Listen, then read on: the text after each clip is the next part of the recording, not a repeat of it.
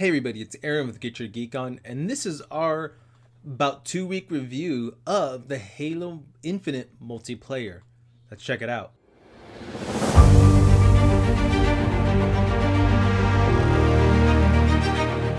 So guys, the Halo Infinite multiplayer has been out for about 2 weeks now, and came out to some mixed reviews that I want to go over. I kind of waited for this because I knew there would be essentially a lot of different things happening. The first thing I want to say is this: is it came out on October 15th, so about by the time this comes out, about a week and a half ago or so. Actually, October 8th. I'm sorry.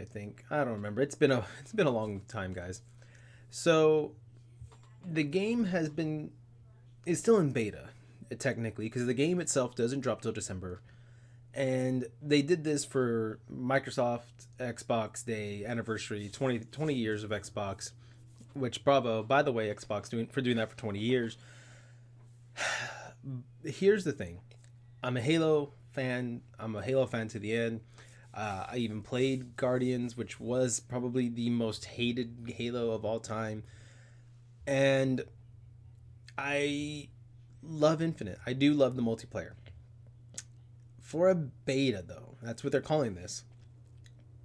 I'm not happy with what they're doing. Don't call it a beta if you're going to charge us full price for everything and not give us anything in return. Now, here's what I mean by that.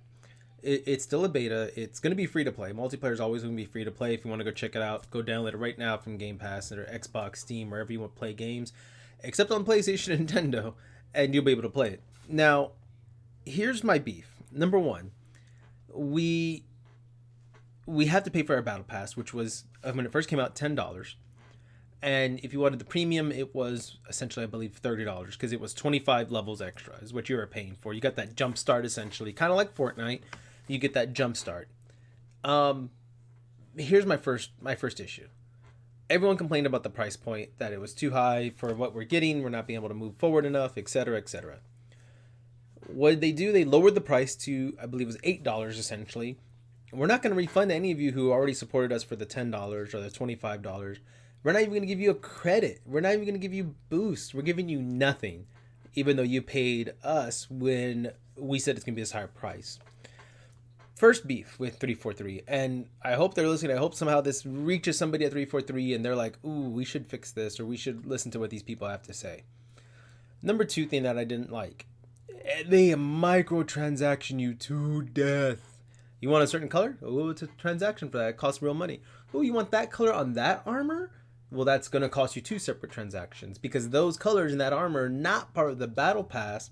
So there's no way for you to earn it and maybe get it in a random pack or anything.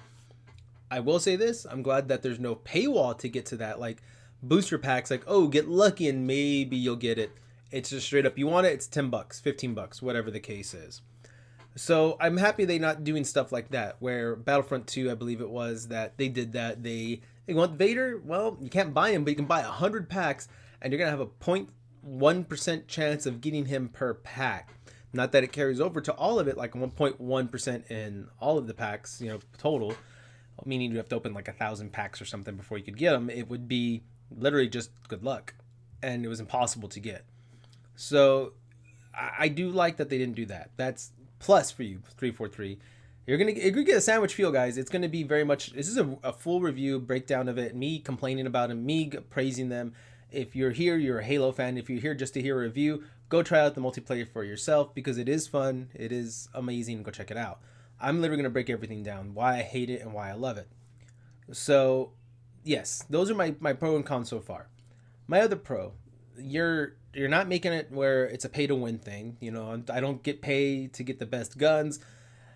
Everybody starts off with assault and pistol, and eventually, if you're on the battlefield, you'll find BRs, you find skewers, you find the rocket launchers, you find etc. And you can pick them up and use them. Perfect. I love that. Again, though, I will come back to the microtransactions again. I pay for my battle pass, and I'm gonna have to grind to get that stuff. But if I want anything else, like I said, I gotta pay for it. All that other stuff is stuck behind a paywall. So I want certain armor, I gotta wait. Now, here's my other thing. If I want to level up quicker, They're gonna cost me $2, I believe, for a 2 times boost to increase my experience and move up faster. Now you could just buy the levels at $25 or 25 levels a piece. I think it ends up being $100 to get to level 100 to get all the battle pass items. I'm not one to pay that. I don't like that idea, and I refuse to do it. Here's the problem, though, is that it is so hard to gain XP. Now you can say, Aaron, they did fix that, so it's a little bit easier to gain XP. Yes, a smidget easier to gain a little bit of XP, but you're gonna charge me $2 to change my challenges if I don't want one of them, because it's impossible to do because your playlist isn't set up in a proper way for me to get that achievement or that challenge done. For instance, I have to win a match of oddball. I play a lot of big team battle and a lot of quick play. I've played maybe 2 matches in the last, I think my Steam time shows 11 hours, 12 hours right now, and I've maybe played 2 oddball matches. So what does that tell you? It tells you that challenge is going to be really, really hard for me to beat. So I'm going to miss the experience that I need to get from that to level up. And 2, it's going to count against me from getting the item for the week. So every week they're going to give you new items if you complete all the challenges for the week. How am I going to complete them if I can't even log in because your playlists aren't divided enough to where I can just log into oddball play matches and essentially just play oddball till I beat the achievement. Or I'm sorry, the challenge. I apologize, the challenge. How is that fair? You know, one of my other ones is to use the turret and kill somebody. I forgot the exact term, but it was last week's, and it doesn't matter now. They removed it and they gave us all the item for last week because it was so hard to get there. But it was basically I had to kill somebody with a turret. Well, I was.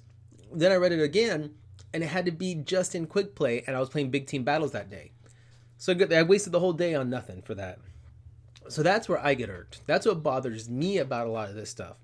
Now, again, you could argue, you can say, well, play more, you'll get there. You're only at 12 hours and it's been out for about 2 weeks. Well, that's what happens when you're an adult. I work a 40-hour job. I do podcasts, I do film, I do everything essentially under the sun. I'm a single father. I do a lot. So it's hard for me to go in there and say, okay, I'm going to give you 40 hours this week in my game, basically a week of work time to get what I need. Yeah, if I was young, 20 years ago, yeah, I could do that. That's where I guess I'm complaining more because as an adult, as a man in his 30s with a single father, it's hard. The other night I did 4 of my challenges, and let me tell you how much far I progressed. I progressed 1 level. 1. Because the experience is a grind, guys. That was one night of playing at about 4 hours or so. 3 to 4. And literally I gained 1 level in that time frame. Not because I suck, not because I'm terrible at the game. It's literally because you're only getting now, because beforehand you weren't, now you're getting 50 experience unmatched, and the challenges only give you 200 experience. Yes, I can go buy the double boosts. Yes, I can go buy Pringles and all the other items to get more double boosts. But why? Why do I have to do all of that just to level? Why can't I get your challenges to help push me there and get me to, level 3 or 4 levels? Why does it have to barely be giving me a quarter of a level? And if I do the whole week, I might get 1 full level. Doesn't make sense to me. So your progression system is garbage, 343. I hate it so much, and there's so many people that hate that. Gameplay is amazing. The capture the flag, Slayer, all of that is amazing, guys. I mean, this is back to what Halo was back in the day, I feel like. And I really cannot wait for a 10 plus hour story because it's supposed to be the longest Halo ever. And I think me and Duffy figured out the longest is right now around 9 or 10. So we're excited that we're getting more than 10 hours of gameplay of actual campaign. And I just want to tell you this. You're going to love the gameplay if you're a Halo fan. If you're new to the Halo franchise, come and join us. You might have a little curve you have to get through, but you'll get through it and you'll enjoy this game. But you will not enjoy how much they're going to microtransaction you for every little thing that you want. You want something, you got to pay me for it. It's a free-to-play game, so I get the math behind it. I get why they do that. And it's only multiplayer that's free, mind you. But again, I think they just announced that somebody broke the numbers down. If you want everything from the store, all the Battle Pass stuff, it's going to cost you $1,000. So that means $1,000 a quarter, maybe? No, it depends on how much they release, how much new content, new skins, new colors they release. The other thing is I don't like the customization of your armor. The color schemes are very much, you're stuck with what we're going to put on there. I can't put red shoulder, blue shoulder, red arm, blue arm, purple. I can't adjust the colors like that. And I don't like that. I wish you could adjust it a little bit more on my own. You can unlock the color palette and be like, hey, this palette is going to make it look like this. And that's fine. But give me the option to make all the colors I want. But I get why you don't. Because it is a free to play game and you want me to buy these color schemes to represent maybe Razer or Logitech or the Houston esports team we have and all the other stuff, you know, because that's what it is. A lot of them are just esports color schemes, and that's what you're paying to unlock. And I just don't pay for that. But again, some people do. I've seen some people with those color schemes, and I'm like, yep, I can tell you spent the $5 on that. Cool for you. Good for you, man. Good for you. I'm not one to do that. So on that note, guys, my ramble is over, and go enjoy the game. It's an amazing game. The gameplay is amazing. Just watch out for those microtransactions, and you know, buy the battle pass and get ready for a long grind on that pass because it's going to take you a while. Unless you buy those levels, stay away from that though too. On that note, guys, I'm Aaron. Don't forget to check us out on Official GYGO on YouTube, Facebook, Instagram, TikTok, wherever you want, because we always have some news coming out and reviews. And I'm Aaron. Get your geek on.